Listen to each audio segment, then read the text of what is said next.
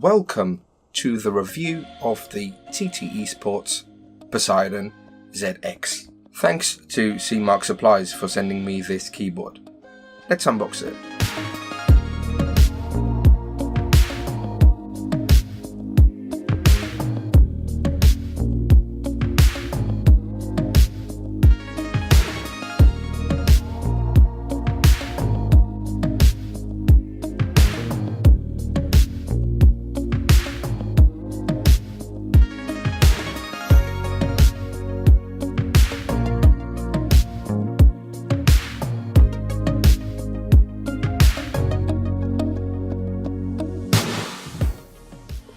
The first thing we notice about this keyboard is that it has less keys. This is a Tenkeyless keyboard. It doesn't have the number pad, it doesn't have any macro keys, and it comes in a compact form factor because of this.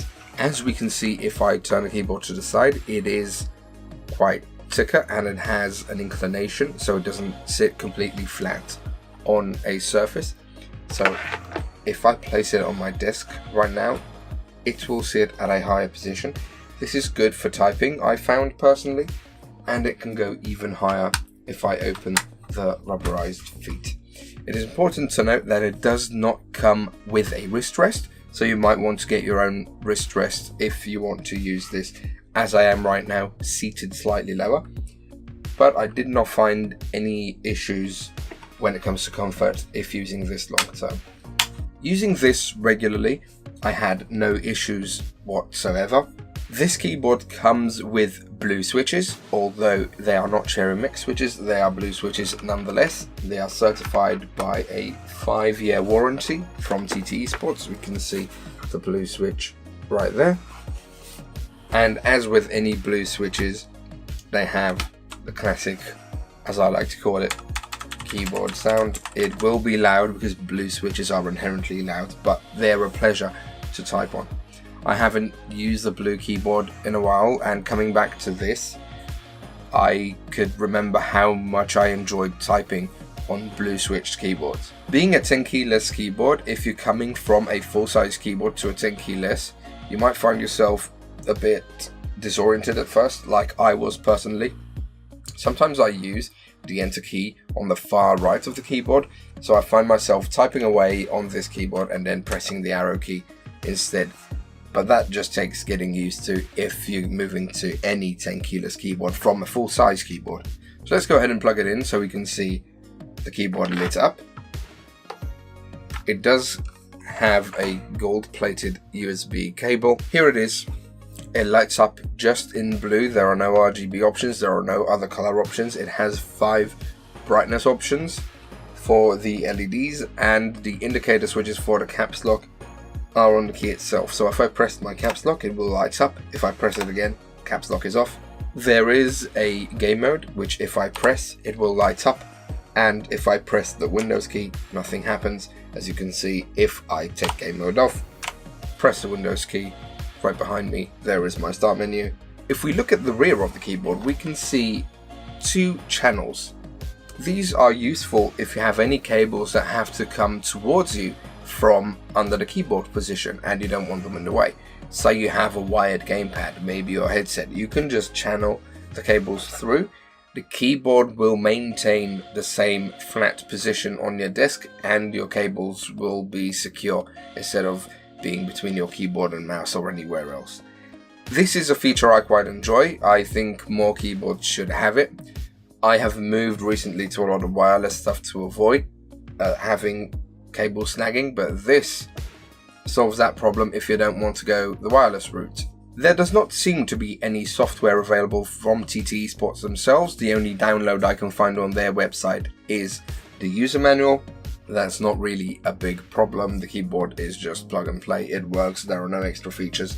All it has is some multimedia keys, and that's it. It will operate as a normal keyboard would operate. For gaming, it will work fine. Remember, you don't have any macro keys, so if you have any bindings that require macro keys, you may want to use separate software to make that combination. However, this does not come as a feature out of the box. There is no software, there is only a user manual, so you won't be able to do that from software dedicated to the keyboard itself. It is meant to be plugged in and ready to go, and you can play your games, you can type away and do whatever you like without any driver problems. What about the build quality? It is made of plastic and there are no metals here as far as I can see.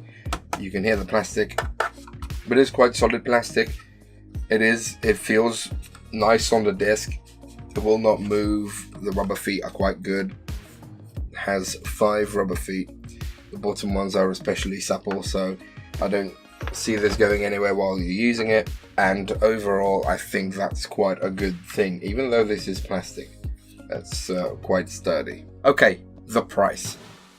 This keyboard comes in at €86, which is in the same price bracket most Tenkeyless keyboards are at. But is it worth the price? Let's go over my positives and negatives in order to conclude this video. Personally, I found this keyboard great for typing. The cable channels at the back offer extra desk cable management, which is a nice thing. It comes in a compact size, and even though it's plastic, it is quite solid. For my negatives, this is an older keyboard and it just comes in blue. It doesn't come in RGB, which is what most keyboards are coming in at recently, which is a good thing personally, because I like to customize my colors. I'm not in for all the rainbow stuff, but it does give you the possibility of choosing any solid color you like. Blue switches can be noisy. It depends who you ask and what noisy is for them. But if you're someone like me who moved to brown switches to have that little bit more quiet, this is simply too noisy. And lastly, it cannot have a flat position on your desk, which is something sometimes I like doing. I lay the keyboard flat and use it as it is. With this, you cannot do that. There is no option, and it does not come with a wrist rest. I would recommend getting your own wrist rest for extra comfort, because this is quite high at the front, so that would add a bit more to your comfort. However, it is quite a comfortable keyboard to type on, like I've said, so I don't see it being an issue if you manage to find a good position for your hands to be at. So, is it worth the money? If you're looking for a keyboard that sits higher and has blue switches, especially if you're looking to use something to type more than game, this is a good keyboard for that. The typing experience with this keyboard is amazing. I can't tell you, it's so pleasing. That's a very positive point of this keyboard. If you're looking for gaming, I'd suggest you try switches before getting them. Don't settle for just maybe blue switches or red switches. Go to a shop, check what keyboards they have. Sometimes they have a little slot open where you can test the keys, or maybe the shop has a key switch tester where you can feel the keys, and then you can get the correct feel and see which keyboards fall into that category. A keyboard is a very personal thing, so make sure you test it yourself. What I like, maybe not what you like, and what I disliked about this keyboard maybe is something you enjoy or look for in a keyboard. So always keep that in mind. Thank you for watching this review. If you're on YouTube, don't forget there are the like and dislike buttons, and there is also the subscribe button. If you're on Facebook, don't forget to follow my page. And if you like live gaming, I am on Twitch quite regularly. All the links are in the relevant positions down below. That's all for me today. I'll see you in the next one.